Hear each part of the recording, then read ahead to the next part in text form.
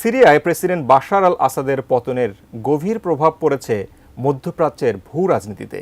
আসাদের ক্ষমতা হারানোর ফলে ইরানের প্রভাব কমেছে, যা অঞ্চলটিতে ইসরায়েলের আধিপত্য বৃদ্ধির সুযোগ তৈরি হয়েছে।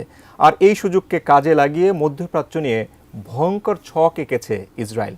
তবে কি মধ্যপ্রাচ্যের নতুন কোনো ধ্বংসের খেলায় মেতে উঠবেন নেতানিয়াহু? বিস্তারিত জানাচ্ছেন সহকর্মী আরিফ হাসান। গত বছরের ৭ অক্টোবর হামাসের অপারেশন আল আকসা ফ্লাডকে অজুহাত বানিয়ে গোটা গাজা উপত্যকাকে মৃত্যুপুরীতে পরিণত করেছে দখলদার ইসরায়েল।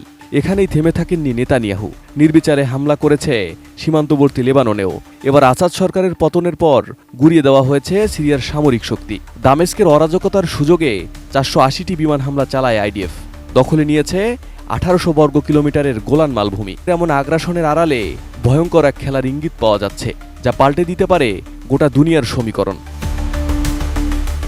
আসাদ সরকারের পতনের পর ইসরায়েলি বাহিনী কর্তৃক সিরিয়ার গোলান মালভূমি দখল ও সামরিক অবকাঠামোর ওপর নির্বিচারে হামলা চালালেও এমনটা এটি প্রথম নয়। ২০১৩ সাল থেকেই হিজবুল্লাহ ও ইরানের সামরিক কার্যক্রম ও অবকাঠামোতে হামলার অজুহাতে সিরিয়ায় নিয়মিত হামলা চালিয়ে আসছে ইসরায়েল। বিশ্লেষকরা মনে করছেন, এ ধরনের হামলার মাধ্যমে প্রতিবেশী দেশগুলোতে নিজেদের হিংস্র আগ্রাসনকে স্বাভাবিক বিষয়ে পরিণত করেছে তেল আবিব, আর অজুহাত হিসেবে আত্মরক্ষাকে ঢাল হিসেবে ব্যবহার করছে ইহুদিবাদী রাষ্ট্রটি। ওয়ালটন এসিতে ইনস্টলেশন একদম ফ্রি। ইসরায়েলি প্রধানমন্ত্রী বেনিয়ামিন নেতানিয়াহু দাবি করেছেন, হামাস, ইরান ও হিজবুল্লাহর ওপর ইসরায়েলি আক্রমণের কারণে আসাদ সরকারের পতন হয়েছে। তার এমন বক্তব্যের পরপরই গোলান মালভূমিতে ইসরায়েলের দখলদারিত্ব অঞ্চলটিতে বৃহত্তর ইসরায়েল প্রতিষ্ঠার স্বপ্ন বাস্তবায়নের দিকে এগিয়ে যাচ্ছে বলে মনে করছেন বিশ্লেষকরা। রাজনৈতিক বিশেষজ্ঞ ওরি গোল্ডবার্গ জানান, এগুলো ইসরায়েলের নতুন নিরাপত্তা নীতিমালা। ইসরায়েল যখন যা চায় তাই করতে পারে, যখন যেখানে ইচ্ছা সেখানে হামলা চালাতে পারে। ইসরায়েল এ ব্যাপারে কোনো প্রতিশ্রুতি দেয় না।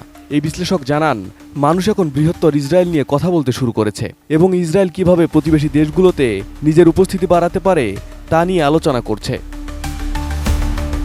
থিঙ্ক ট্যাঙ্ক ক্রাইসিস গ্রুপের সিনিয়র বিশ্লেষক মাইরাব জোনসিন মনে করেন, ইসরায়েলের এমন আগ্রাসন সুযোগ ও কৌশলের সমন্বয়, যার মাধ্যমে ইসরায়েল তার সীমান্তে সম্ভাব্য সকল হুমকি ধ্বংস করে যাচ্ছে, যা বাস্তবিকভাবেই আগেও কোনো হুমকি ছিল না।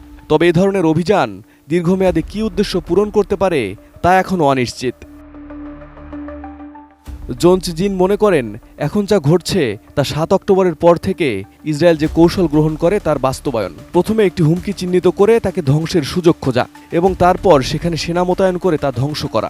এর আগে ইসরায়েলি প্রধানমন্ত্রী নেতানিয়াহু বহুবার মধ্যপ্রাচ্যকে নতুন করে সাজানোর পরিকল্পনার কথা জানান বিভিন্ন বক্তব্যে। ফলে ইসরায়েলের নতুন এ অভিযান দেশটির আরও আগ্রাসী দখলদারিত্বের দিকে ইঙ্গিত করে। Arif Hasan, ATN news.